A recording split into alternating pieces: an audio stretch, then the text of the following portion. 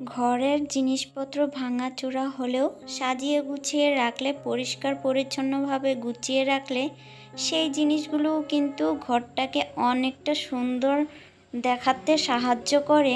তো সবটাই তোমাদের সাথে শেয়ার করব, তো ভিডিওটা স্কিপ না করেও সম্পূর্ণ দেখার অনুরোধ করছি।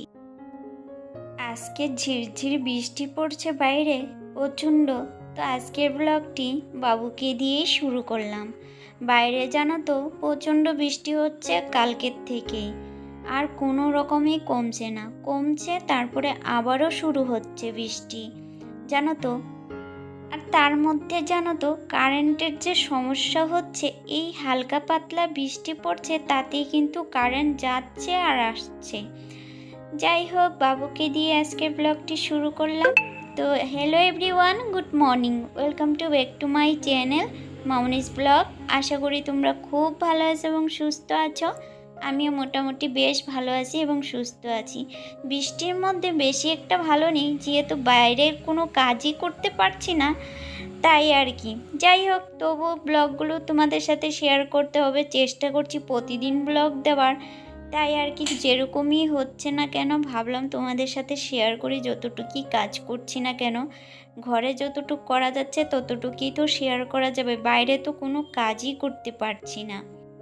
আজকে জানো তো ঘুম থেকে উঠে সকালবেলা কিন্তু রান্নাঘরের কাজগুলো সেরে নিয়েছি, যেহেতু আজকে রুমের কাজ একটু বেশি করব, তাই আর কি।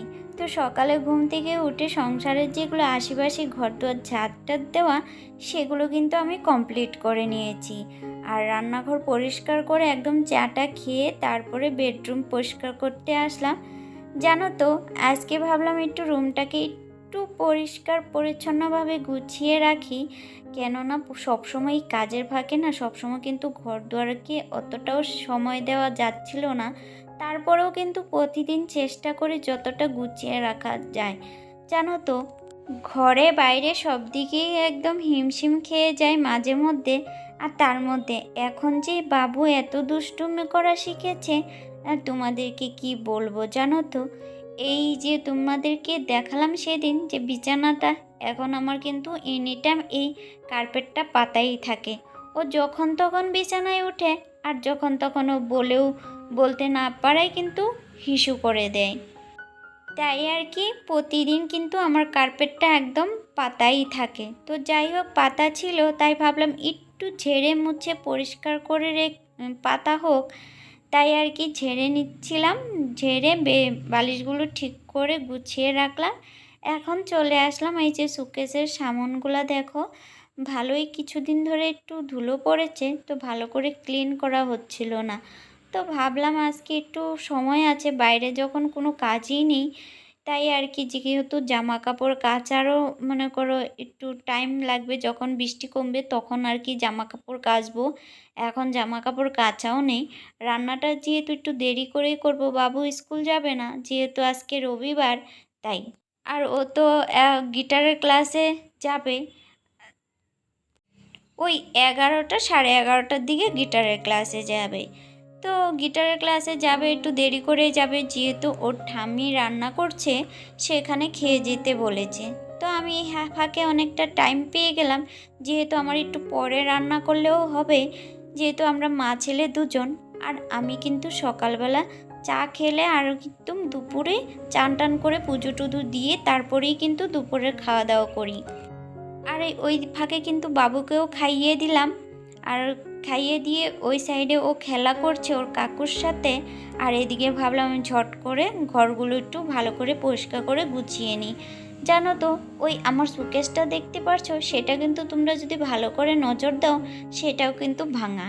আর আলনাটার দিকেও যদি তোমরা ফোকাস করো ভালো করে, সেটাও কিন্তু ভাঙা। এই ভাঙা জিনিসগুলোও কিন্তু আমি সাজিয়ে গুছিয়ে পরিষ্কার করে রাখার চেষ্টা করি, যাতে না একটু ভালো দেখায়। আর এখন যদি আমি জিনিসগুলো ফেলে দেই, ঘরটা কিন্তু অনেকটা ফাঁকা লাগবে, আর দেখতে কিন্তু ভালো লাগবে না। তাই এখন তো আর সামর্থ্য হচ্ছে না, যেহেতু আমার অনেক টাকা পয়সা বেরিয়ে গেছে। নতুন পার্লার ওপেনিং করেছি, সেখানে কিন্তু আমার অনেক টাকা বেরিয়ে গেছে। তো এখন আর কোনো অবস্থাতেই আমি নতুন কোনো ফার্নিচার নিচ্ছি না। তাই যে ভেঙে গেছে সেগুলো কিন্তু আমি ভালো করে সাজিয়ে গুছিয়ে রাখছি। যত ভাঙা জিনিসও কিন্তু তোমরা একটু ভালো করে পরিষ্কার করে গুছিয়ে রাখলে কিন্তু সেটাও কিন্তু বেশ সুন্দর দেখায়। আর ওই দিকে দেখো স্ল্যাবের ওই যে উপরে কত জিনিসপত্র, দেখতে কিন্তু বাজে লাগছে। তো ওইটাকে কিভাবে একটু পরিবর্তন করা যায় সেটাই কিন্তু এখন চেষ্টা চলছে। আর ওইদিকে কাপড়টা কিন্তু আমি আগে নাপ মতো কিন্তু সেলাই করে নিয়ে আসছি। আর এখন দেখো ওইটা লাগাবো। আর আমি কিন্তু একটা রশিও কিন্তু লাগিয়ে নিয়েছি, একটা কাপড় ছিঁড়ে কিন্তু ওটাকে ঢুকিয়ে রেখে দিয়েছি। তারপর এই যে ছেলেকে উঠিয়ে দিলাম উপরে। আর ও প্রচণ্ড ভয় পাচ্ছিল যে মা আমি যদি পড়ে যাই। আমি বলছি যে না পড়বি না, তুই ওইভাবে লাগিয়ে দে।